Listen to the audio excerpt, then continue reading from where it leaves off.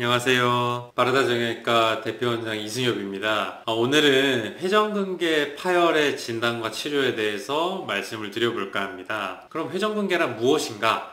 어깨를 둘러싸고 있는 4개의 힘줄을 회전근개라고 합니다. 이 회전이라는 말 그대로 팔을 들고 돌려주는 역할을 하게 되고요. 회전근개 근육인지 인대인지 헷갈려 하시는 분들이 많아요. 보통은 인대라고 하는 것은 뼈하고 뼈를 연결해주는 단단한 끈 같은 것이라고 보면 됩니다. 얘네는 움직이면 안 되는 애들이에요. 관절을 안정적으로 고정하는 역할을 해야 되는 애들이고, 힘줄은 뼈와 근육을 연결해주는 애들을 이제 얘기하는데, 근육이 뼈에 붙을 때 힘줄로 바뀌면서 붙고, 힘줄 근육 이런 아이들은 관절을 움직일 수 있게 직접적으로 도와주는 역할을 하는 거죠. 그러면 회전근개는 뭐예요 도대체? 회전근개는 힘줄, 근육 둘 다 해당이 되는 거고, 이 근육이 힘줄로 바뀌면서 뼈에 붙기 때문에 흔히 말하는 회전근개 파열은 뼈에서 떨어지는 걸 얘기하거든요. 그냥 엄밀히 말하면 힘줄이라고 표현하는 게 정확할 것 같아요. 이 파열을 진단할 때는 여러 가지 진단 방법들이 있는데, 엑스레이는 파열 자체를 확인할 수는 없습니다. 다만 파열로 인해서 생긴 뼈의 변화라든지 주변에 있는 음영이 어떻게 변하는지, 또 뼈의 골극이라고 해서 가시 같은 것들이 자라나서 튀어나와 있는지 이런 것들을 보고 의심을 하게 되고요. 직접적으로 진단을 하려면 힘줄을 눈으로 봐야 하잖아요. 그러니까 초음파나 MRI 같은 정밀 검사들을 해봐야 됩니다. 이렇게 정상 초음파 사진을 보면 여기 아래쪽에 이렇게 하얗게 보이는 건 뼈고요. 위에 하얗게 도톰하게 보이는 거, 이게 정상적인 힘줄이에요. 그래서 꼭 하얀 줄무늬가 여러 개가 겹겹이 쌓여있는 형태로 보이는 것이 건강한 어깨 힘줄. 그러면 회전근개가 끊어졌다.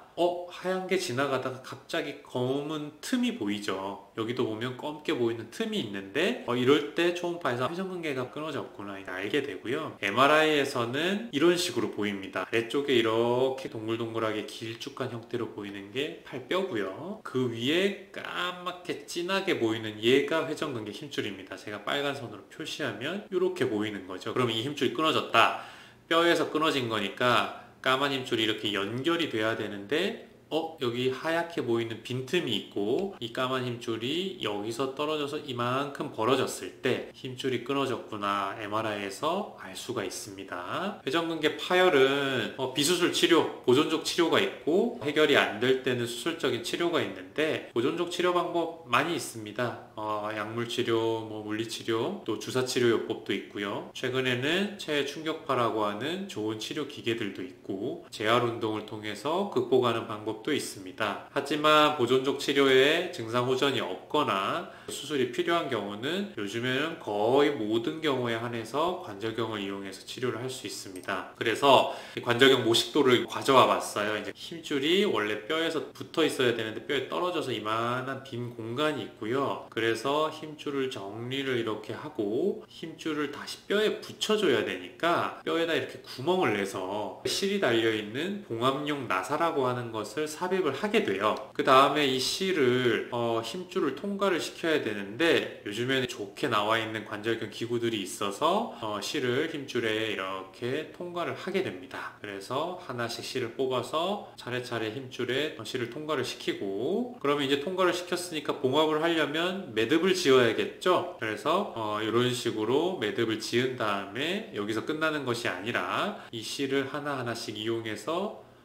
끝부분에 이 힘줄을 또 눌러서 여기다가 나사를 삽입해서 고정하는 방식을 하게 되는데, 이런 식으로 아래쪽으로 끌어내려서 꼭 숫자 8 모양 비슷하게 꼭 별 모양처럼 고정을 시켜서 힘줄을 안정적으로 당겨서 봉합을 하게 됩니다. 관절경은 이렇게 힘줄이 하얗게 뼈를 덮고 있는 형태로 보이는 것이 정상적인 소견이고요. 원래는 힘줄이 이렇게 뼈를 덮고 있으니까 뼈가 노출이 안 돼 있고 보이지 않아야 하는데, 저희가 수술했던 환자분 사진인데 힘줄이 뼈에서 떨어져 있기 때문에 뼈가 노출이 되어 있어요. 이만한 구멍이 있고, 그래서 실이 달려있는 나사를 삽입해서 이런 형태로 힘줄을 봉합을 하게 되고요. 아래쪽에 있는 사진은 이제 힘줄 윗부분에 견봉이라고 하는 뼈가 있는데, 이 뼈가 원래는 일자로 평평한 게 좋아요. 근데 퇴행성 변화 때문에 뼈가 자라는 분들이 있어서 봉합하고 나서 우리가 팔을 움직일 때 자란 뼈에 힘줄이 닿지 말라고 이런 식으로 톱날을 이용해서 뼈를 깎아주는 수술을 병행하기도 합니다. 그래서 이제 수술 후 MRI 사진 사진을 보시면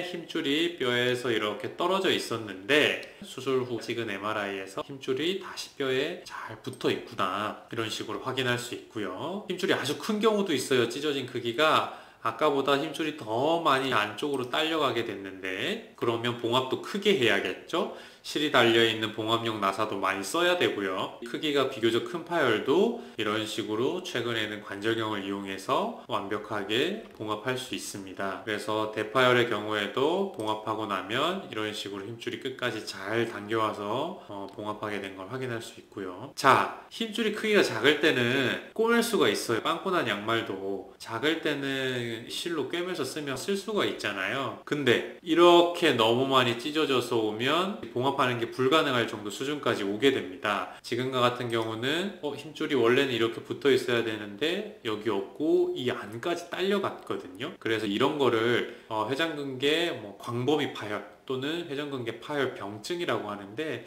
사실상 이 정도 파열은 다시 당겨와서 봉합하는 게 현실적으로 불가능합니다. 그래서 이렇게 뼈가 많이 노출이 돼서 뼈 위에 힘줄이 덮고 있는 게 하나도 없이 노출이 되게 되는데, 최근에는 이런 거를 인공 관절을 이용해서 해결하기도 해요. 힘줄의 기능을 대체하는 삽입물을 넣는 거죠. 이런 식으로 수술을 하고 있습니다. 자, 회전근개 파열을 치료할 때는 여러 가지를 고려해야 돼요. 환자분의 나이, 또 직업, 또 파열의 크기, 통증, 기능 저하의 정도, 이런 것들을 다 고려를 해서 결정해야 되고요. 치료 시기를 놓치면 악화될 수 있기 때문에 꼭 믿을 수 있는 의료진과 상의하시기 바랍니다. 감사합니다. 바르다정형외과 대표원장 이승엽이었습니다.